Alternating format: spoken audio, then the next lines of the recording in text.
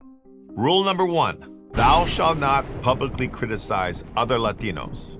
I wrote a blog with this title a few years ago, and I remember getting a lot of hate for it. But my blog was inspired by something Ronald Reagan once called the 11th commandment of Republican politics. He said, "Thou shalt not speak ill of any fellow Republican." I always thought, now that's how you build a coalition.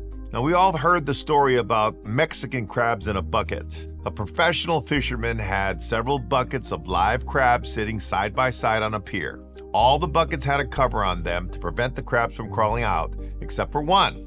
When a bystander asked the fisherman why the one bucket didn't have a cover, the fisherman said, "Those are Mexican crabs.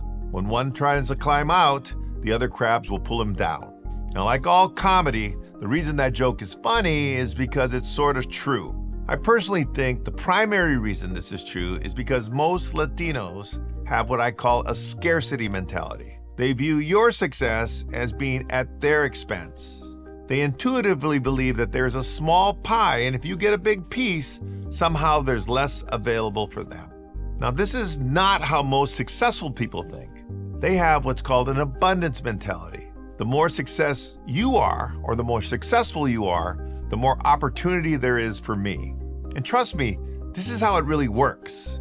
I can tell you that investors, and I mean people with real money, don't yet think of the Latino community as a great business investment. But the more we see Latinos being successful, the more that perception can change, and more capital will flow our way. Now, in order for the Latino community to achieve its full potential, I think there's 3 things that have to happen. Number 1, we need to prioritize wealth.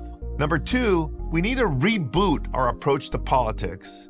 And number 3, we have to have each other's back. We already have enough obstacles to overcome. We don't need people from our own community making it harder. When I wrote my blog calling for the full elimination of publicly criticizing other Latinos, a lot of people challenged me. But I said, think of me as a defense attorney. I'm going to defend my client with diligence and without prejudice. And if I'm going to be wrong, I was going to be wrong defending people from my community, not criticizing them. Think what could happen if we all incorporated that discipline. If you want to hear more about the Latino brand, leadership, and building wealth, follow me for more.